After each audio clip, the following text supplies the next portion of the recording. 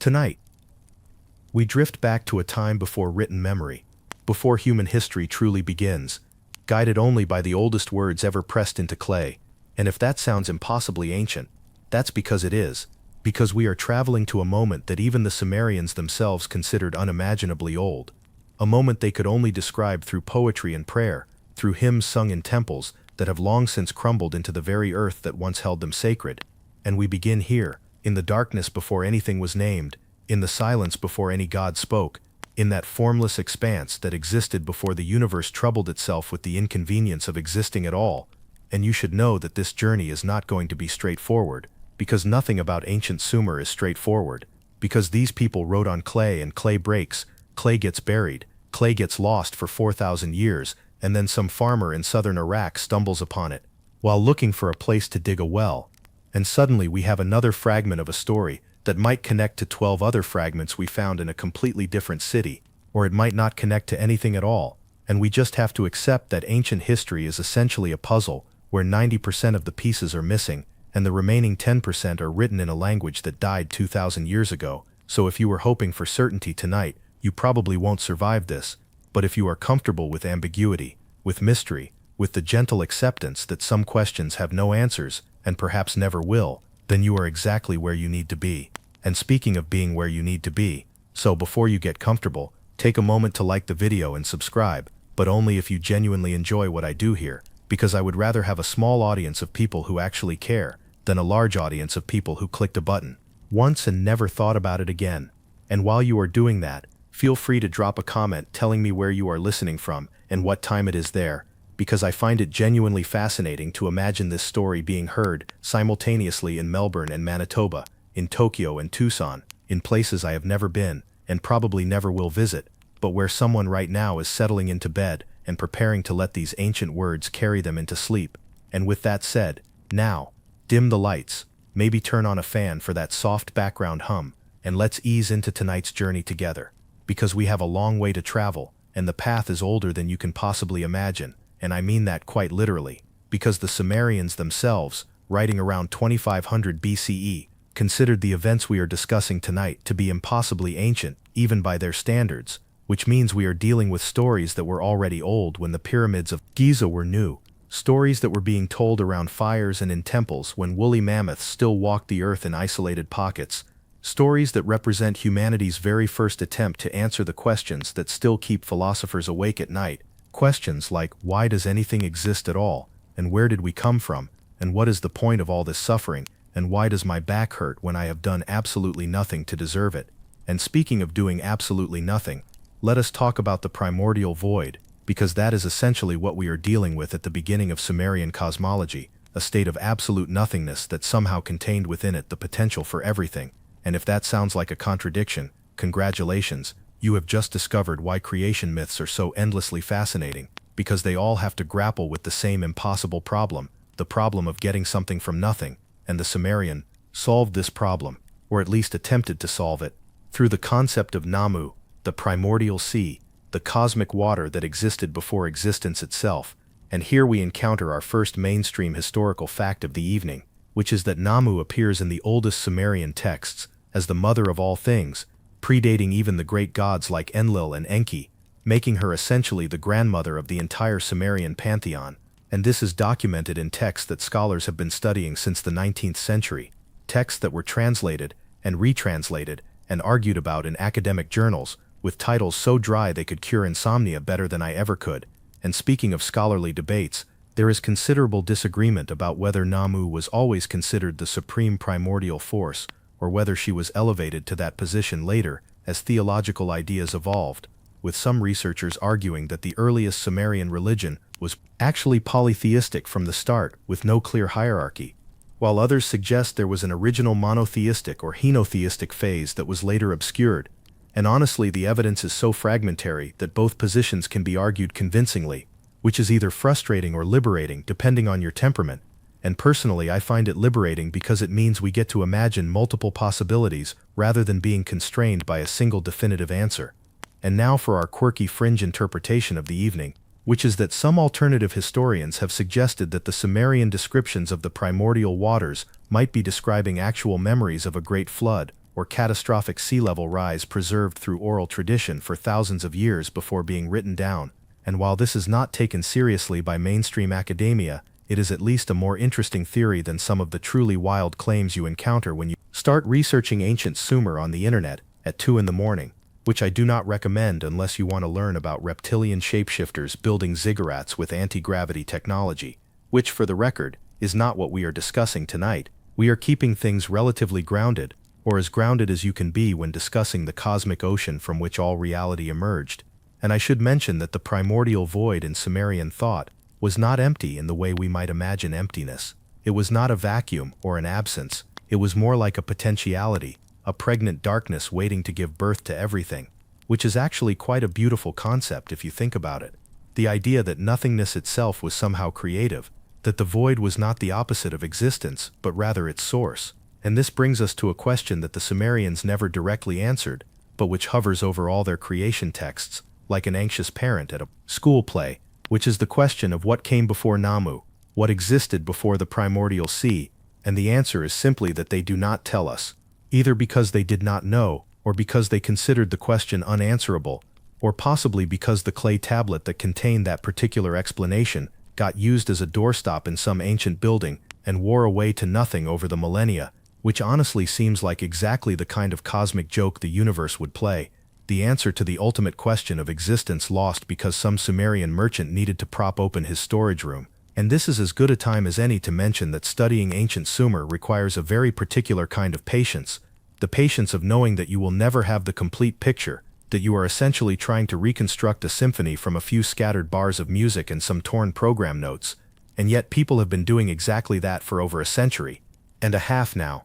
ever since the first cuneiform tablets were deciphered in the 1850s, and scholars realized that buried beneath the sands of Iraq was an entire civilization that predated everything we thought we knew about the ancient world, and that discovery must have been exhilarating, the sudden understanding that human history was deeper and stranger than anyone had imagined, that before the Babylonians and the Assyrians and the Hebrews and the Greeks, there were the Sumerians, speaking a language related to no other known tongue, writing on clay tablets with reed styluses, building temples to gods whose names had not been spoken in thousands of years, and now here we are, lying in our beds in the 21st century, listening to those names being spoken again, and there is something almost sacred about that, something that makes me want to whisper rather than speak at full volume, because we are not just telling a story, we are participating in an act of resurrection, bringing back to life words and ideas that were buried for millennia.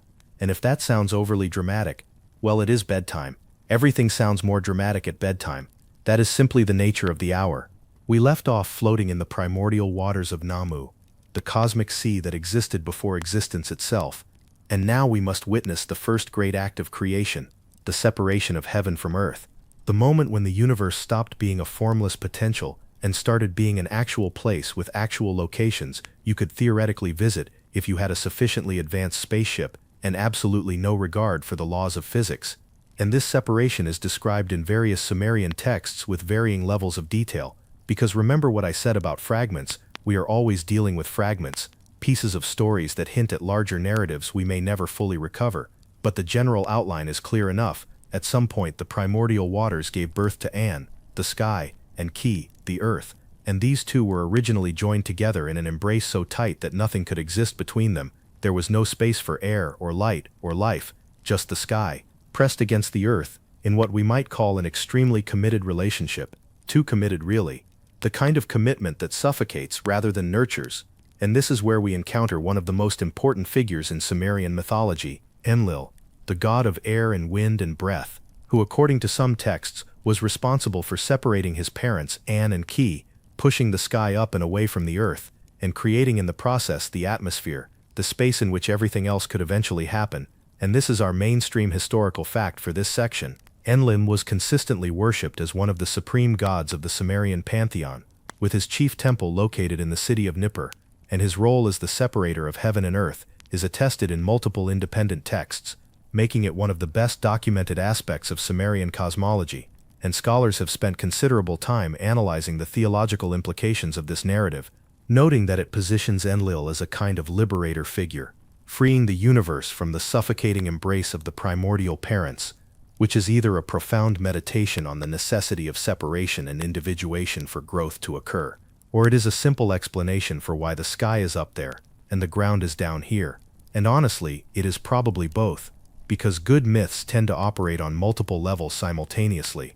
And speaking of multiple levels, let us discuss our scholarly debate for this section, which centers on the relationship between Sumerian cosmology and the creation accounts found in later Mesopotamian cultures, particularly the Babylonian Enuma Elish, because while there are clear similarities between these traditions, there are also significant differences, and scholars have long debated whether the Babylonian account represents a direct continuation of Sumerian thought, or a deliberate revision that elevated Marduk at the expense of older deities like Enlil and Enki. And this debate matters because it affects how we interpret the evolution of religious ideas in ancient Mesopotamia, whether we see it as a gradual organic development or as a series of political interventions where new ruling powers rewrote sacred history to legitimize their authority. And honestly, both interpretations have merit. Religions do evolve organically, but they are also absolutely shaped by political forces. Just ask anyone who has studied the Council of Nicaea or the English Reformation.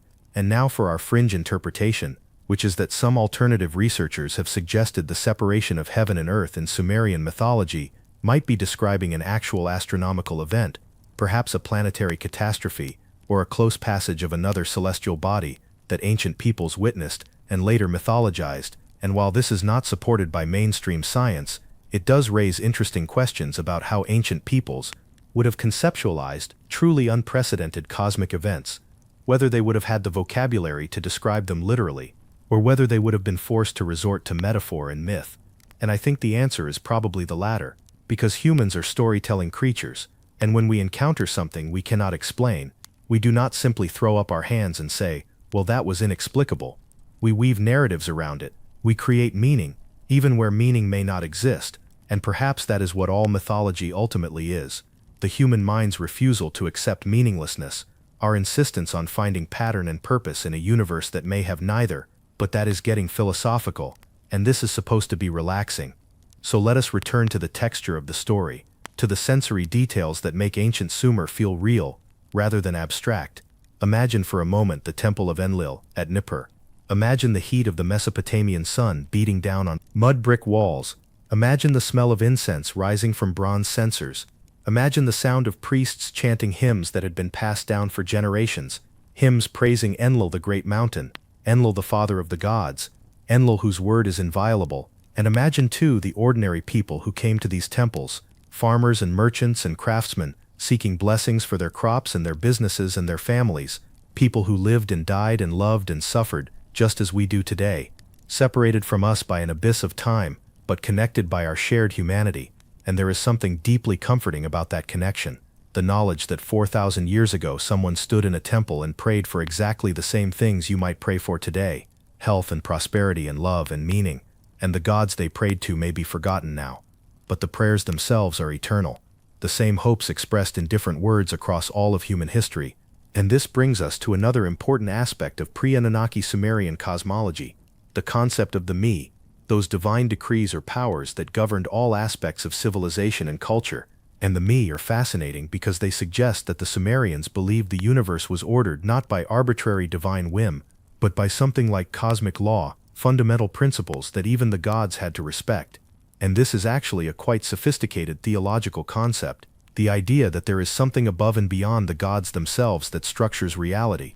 And scholars have compared the me to concepts like the Tao in Chinese philosophy, or the Logos in Greek thought, universal principles that underlie and organize all existence. And whether the Sumerians would have recognized these comparisons is debatable, but the parallels are striking enough to suggest that humans across many different cultures have independently arrived at similar ideas about the fundamental structure of reality, which is either evidence of some deep universal truth, or evidence that human minds are simply predisposed to think in certain ways, regardless of cultural context, and again probably both. And we should also discuss the underworld at this point, because Sumerian cosmology did not just include heaven and earth, it also included Kur, the land of the dead, a dark and dusty realm beneath the earth, where all mortals eventually descended regardless of how they had lived their lives. And this is notably different from later religious traditions that promised reward or punishment in the afterlife, based on moral behavior. The Sumerian afterlife was essentially the same dismal experience for everyone, which might sound depressing, but actually has a certain egalitarian appeal. No one escapes death, and no one escapes the afterlife. Kings and commoners alike end up in the same dusty darkness, and there is something almost Buddhist about that perspective. Recognition that all worldly achievements and distinctions ultimately mean nothing in the face of mortality. And I realize I have not told any jokes in a while, and this is supposed to be a relaxing bedtime story, not an existential crisis, so let me lighten the mood by pointing out that the Sumerian underworld was guarded by 7 gates, and to pass through each gate you had to surrender some article of clothing or jewelry, which means that by the time you reached the throne of the underworld goddess Ereshkigal, you were completely naked, and I am not sure what the theological significance of that was, but I suspect the Sumerians had a very different attitude toward nudity than most modern societies, or possibly they just found it amusing to imagine everyone showing up in the afterlife with nothing to wear, like a cosmic nightmare about forgetting to get dressed before an important meeting. And speaking of nightmares, let us talk about the demons that populated Sumerian mythology, creatures like the Asag, a monstrous being so hideous that its presence caused fish to boil alive in rivers, which seems like an excessive amount of ugliness. Frankly, there is ugly, and then there is literally cooking fish with your face ugly. And these demons were not simply evil for the sake of being evil. They represented the forces of chaos and disorder that threatened to undo creation itself, the constant danger that the primordial void might reassert itself and swallow everything back into formless darkness. And this fear of cosmic dissolution seems to have been very real for the Sumerians. They performed elaborate rituals to maintain the boundary between order and chaos, to keep the demons at bay and preserve the structured universe that the gods had created, and in a sense those rituals were their insurance policy against the end of the world, regular payments made to the divine powers in exchange for the continued existence of reality itself. Now we arrive at one of the most intriguing aspects of early Sumerian mythology, the period when the gods themselves were laborers, when divine beings toiled at the hard work of creation and maintenance long before humanity existed to take over those burdens. And this is crucial for understanding the later Anunnaki narratives, because it establishes the context for why the Anunnaki eventually descend, and why humanity is eventually created. But we are not there yet. We are still in the era before the Great Descent, still in that primordial time when the universe was young and fresh, and probably quite confused about what it was supposed to be doing, because even the gods seem to have been figuring things out as they went along, making mistakes and correcting them, quarreling and reconciling, behaving in ways that modern readers often find surprisingly human for beings who are supposed to be divine. And this anthropomorphism is actually one of the most charming aspects of Sumerian mythology. The gods are not distant abstract principles, they are personalities with quirks and foibles and occasional lapses in judgment. They get angry and jealous and drunk, they make impulsive decisions and then have to deal with the consequences. They are essentially extremely powerful humans, rather than the transcendent omniscient deities of later monotheistic traditions, and there is something refreshing about that, something that makes them feel more accessible and relatable, even across the vast gulf of millennia. And our mainstream historical fact for this section is that Sumerian texts explicitly describe a time when the gods performed all the labor necessary to maintain the cosmos, digging canals and building structures, and generally doing the kind of grunt work that nobody enjoys, and this divine labor became increasingly burdensome, until eventually the gods complained and demanded relief, which is how humans eventually came to be created, as a labor force to free the gods from toil. And this account is preserved most fully in the Atrahasis epic, which, while technically Babylonian rather than Sumerian, is clearly drawing on older Sumerian traditions and gives us our most complete picture of this pre-human era. And what strikes me most about this narrative is its profound realism. Even in a story about gods and creation myths, the Sumerians could not escape the central fact of their existence, which was that survival required constant hard work. Irrigation canals had to be dug and maintained, fields had to be planted and harvested, temples had to be built and rebuilt as they crumbled. Life in ancient Mesopotamia was labor-intensive in a way that is difficult for us to fully appreciate from our comfortable modern perspective, with our machines and our electricity and our DoorDash.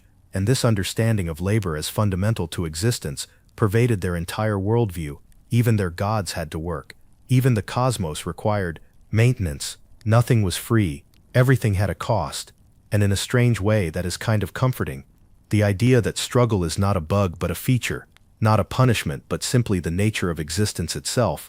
And our scholarly debate for this section concerns the relationship between the laboring gods narrative and Sumerian social structures, because some scholars have argued that this myth served to legitimize and naturalize the existing class hierarchy. If even the gods had to work, then certainly ordinary humans should not complain about their lot, and the fact that the gods eventually created humans specifically to do labor for them justified the existence of slavery and forced labor in Sumerian society, while other scholars counter that this is an overly functionalist reading that ignores the genuine theological content of the myth and reduces religion to mere ideology, and I think both perspectives have validity. Myths can be genuinely meaningful and spiritually profound while also serving political and social functions. These are not mutually exclusive possibilities. And speaking of perspectives, let us discuss our fringe interpretation for this section, which is that some alternative researchers have read the laboring gods narrative quite literally, suggesting that it describes actual extraterrestrial beings who came to Earth and performed mining and construction operations before eventually creating humans as a worker race. And this is of course the ancient astronaut hypothesis that has been popularized by various television programs and books of varying scholarly quality. And while I am not endorsing this interpretation, I do think it is worth understanding why it appeals to people, because there is something genuinely puzzling about the sophistication of early Sumerian civilization. It seems to emerge almost fully formed without the long developmental period we might expect. And while mainstream scholars have explanations for this involving the limitations of the archaeological record and the possibility of earlier developments in perishable materials that did not survive, the mystery remains tantalizing enough to fuel alternative speculation. And honestly, I think the truth is probably more interesting than either the conventional or alternative explanations. I think there is simply a lot we do not know, and may never know about the earliest phases of human civilization, and that uncertainty is not a problem to be solved, but a mystery to be appreciated, a reminder that the past is genuinely strange and foreign, and not just a version of the present with worse technology. And now let me tell you about the god Enki, because Enki is one of the most important figures in Sumerian mythology, and will become even more important when we eventually discuss the Anunnaki descent. But for now, let us just appreciate what a fascinating character he is. Enki is the god of wisdom and water, and creation and mischief. He is the cleverest of the gods, always coming up with solutions to problems that leave everyone else scratching their heads. But he is also a trickster figure who sometimes creates as many problems as he solves. And there is a famous story where Enki gets drunk at a party and gives away all the those divine powers we discussed earlier, to the goddess Inanna. And then when he sobers up, he regrets it and tries to get them back, but she has already escaped with them. And this story has been interpreted in many ways, as a meditation on the dangers of intoxication, as a critique of male authority, as a simple comedy about divine irresponsibility. But whatever its meaning, it gives us a wonderful glimpse of Enki's personality. He is powerful but flawed, wise but impulsive, fundamentally sympathetic despite his occasional foolishness, and I suspect the Sumerians loved him precisely because he was so relatable, so human despite his divinity. And this brings us to the question of divine hierarchy, because while we have been talking about various gods, we have not really addressed how they were organized, who was in charge and who answered to whom. And the truth is that Sumerian divine hierarchy was complex and probably changed over time. But in general, the chief gods were An, Enlil, Enki, and the goddess Ninghersag, sometimes called the four creator deities, and below them were numerous lesser gods responsible for various aspects of nature and civilization, and below them were various spirits and demons and supernatural beings of ambiguous status, and this hierarchy maps roughly onto Sumerian social structure, with the great gods as kings and the lesser gods as nobles, and the spirits as commoners, which again raises questions about whether mythology reflects social reality, or whether social reality was deliberately structured to mirror mythology, and the answer is probably yes to both. These things reinforce each other in complex feedback loops that are difficult to untangle from our distant vantage point. And I should mention that the gods were not simply invisible powers. They were believed to physically inhabit their temple statues, to eat the food offerings presented to them, to hear the prayers spoken before them, and the daily ritual of caring for these statues, washing them and clothing them, and feeding them, was not mere symbolism but was understood as actual care for actual divine beings, which gives the Sumerian religion a tactile physicality that is quite different from more abstract later traditions. The gods were present, you could visit them, you could bring them gifts and receive blessings in return. It was a transaction, a relationship, something lived and felt rather than merely believed. And there is something appealing about that immediacy, even if we no longer share the theological premises that made it possible. We have traveled far tonight, from the primordial void, through the separation of heaven and earth, through the era of divine labor, and now we arrive at the formation of sacred space itself, the emergence of the first cities and temples that would eventually welcome the great Anunnaki when they descended to walk upon the earth. And chief among these sacred places was Eridu, the oldest city in the world according to Sumerian tradition, the place where kingship first descended from heaven, the dwelling place of Enki, and the site of his great temple, the Iabzu, the house of the deep waters. And Eridu was not just a city, it was a cosmic center, a point where heaven and earth and the underground waters all met and mingled, a place of tremendous spiritual power that the Sumerians revered for thousands of years. And our mainstream historical fact for this section is that archaeological excavations at the site of Eridu, modern Tel Abu Sharain, in southern Iraq, have revealed continuous habitation stretching back to approximately 5,400 BCE, making it one of the oldest continuously occupied settlements in human history. And these excavations have uncovered a sequence of temples built one on top of the other, over millennia, each new temple constructed directly above its predecessor, preserving the sacred geography, even as the physical structures were renewed. And this continuity is remarkable. It suggests a tradition maintained across 2,000 years of prehistory, before the Sumerians even began writing, a sacred site so important that generation after generation returned to build and rebuild upon it. And the earliest of these temples was tiny, just a small mud brick structure with a niche for offerings. But by the end of the sequence, the temples were massive complexes with elaborate decorations and extensive supporting buildings. And this architectural evolution mirrors the evolution of Sumerian society itself, from small, village communities to complex urban civilizations. And scholars have long debated whether Eridu really was the first city, or whether that claim reflects later Sumerian nationalism and myth-making, because other sites like Uruk may have been larger and more influential in certain periods.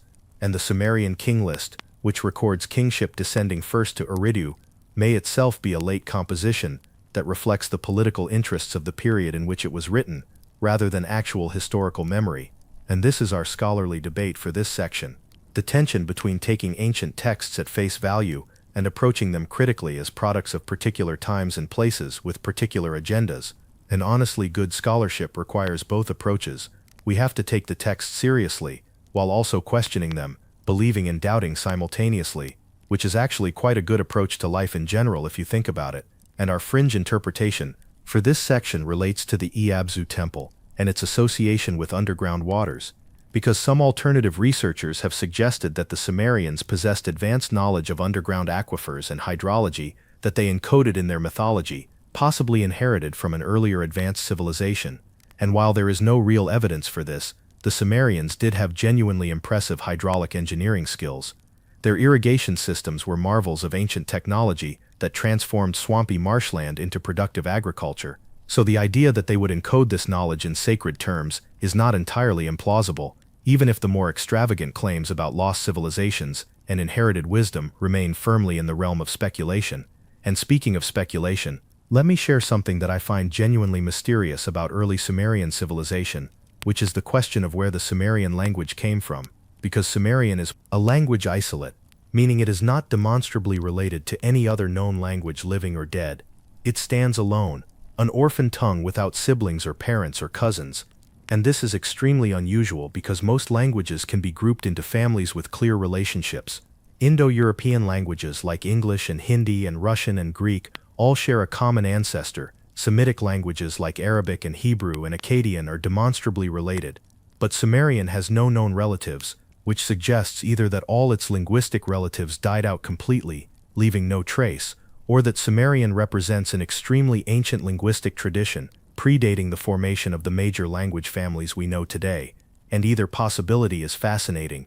Either we have lost an entire family of languages that once existed alongside Sumerian, or we have preserved in cuneiform a voice from so deep in the human past that it predates the linguistic diversity we take for granted. And I do not know which possibility is true, but I find both of them moving. The thought of all those lost voices either way, all those words and songs and stories that will never be recovered. And this seems like an appropriate moment to talk about the Sumerian concept of Namtar, fate or destiny, because the Sumerians believed that every being had a Namtar assigned at birth, a pattern of life that was essentially fixed and unalterable. And this might sound fatalistic, but it also provided a kind of comfort. If your life is determined by forces beyond your control, then your failures are not really your fault, and your successes are not really your achievement. You are simply living out the destiny that was written for you. And there is something restful about that perspective, the release from the burden of infinite possibility, the acceptance that you are exactly who you were meant to be, and perhaps that is a good attitude to carry into sleep. The sense that you do not have to worry about becoming someone different, or better, or more successful. You can simply be what you are. And now let us turn to the question of why we are telling this story at all. Why it matters that people 4,000 years ago had these beliefs and built these temples and spoke these prayers. And I think the answer has something to do with continuity, with the recognition that we are part of something much larger than our individual lives. A story that began long before we were born, and will continue long after we die. And the Sumerians understood this. They were obsessed with continuity, with maintaining traditions across generations, with building structures that would outlast them, and writing texts that would preserve their words. And we are the inheritors of that impulse. We too want to be remembered. We too create works that we hope will outlast us. And in reading Sumerian texts, we fulfill the ancient desire to be heard across time. We become the audience those long-dead scribes hoped for, even if they could never have imagined us, lying in our beds in the 21st century, listening to their words translated through multiple languages and transmitted through technologies that would seem like pure magic to them. And there is something beautiful about that connection, something that transcends the differences of culture and time, and makes the Sumerians feel like our relatives rather than our strangers. And this brings us finally to the threshold of the Great Descent, because everything we have discussed tonight, the primordial waters, the separation of heaven and earth, the laboring gods, the sacred cities, all of it was preparation for what came next, the moment when the Anunnaki finally descended from heaven to earth, when the great gods took up residence in their temples and began the direct interaction with humanity that would shape all of subsequent Mesopotamian history. And we will tell that story another night, because tonight was about what came before, the stage that had to be set before the actors could arrive. And I hope you can feel that stage now, that ancient landscape of marshes and date palms and mud brick cities, that hot sun and that slow river, and those stars wheeling overhead, because that is where the story will continue, in that place that was once so alive and is now so silent, waiting for us to remember it. And so we have come to the end of tonight's journey, drifting back from those impossibly ancient times to the present moment, to your bed and your pillow and the soft darkness of your room, and I hope you carry with you some sense of what we have explored together. The primordial void from which everything emerged, the cosmic waters of Namu that held all potential within their depths, the separation of heaven and earth that created the space for existence, the era when even the gods labored and the universe was maintained through constant effort, and finally the sacred cities that rose from the marshes to become the dwelling places of divine power. And all of this was the preparation, the long prologue before the main drama began, before the Anunnaki descended, and before humanity was created, and before the great stories of Sumerian mythology that have echoed down through the ages to reach our ears tonight. And what strikes me most as I reflect on this material is how thoroughly modern questions haunted those ancient minds. They wondered where everything came from, and why anything exists at all. They struggled with the burden of labor and the fear of mortality.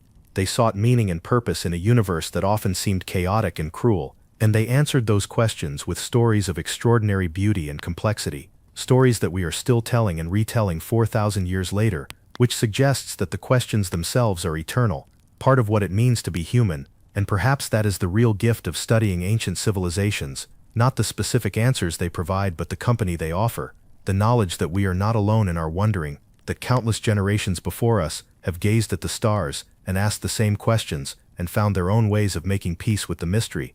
And if you are still awake, you should know that sleep is coming for you now, that soft dissolution that awaits us all, at the end of each day, and there is nothing to fear in it. The Sumerians understood that rest is necessary, that even the gods rested, that the cycle of waking and sleeping mirrors the greater cycles of the cosmos, day and night, summer and winter, life and death, all part of the same eternal rhythm, and you are part of that rhythm too. One small note in a symphony that has been playing since the beginning of time and will continue playing long after you are gone. And that thought should not frighten you, it should comfort you, because it means you belong, you are connected, you are woven into the fabric of existence in ways you can barely comprehend.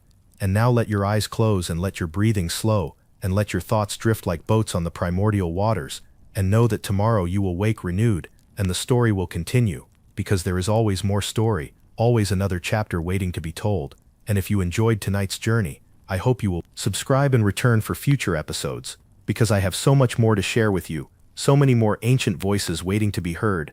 And until then, may your sleep be deep and dreamless, or if you dream, may your dreams be gentle ones, full of warmth and peace, and the soft murmur of ancient rivers. And good night, dear listener, good night. End of script. Sweet dreams.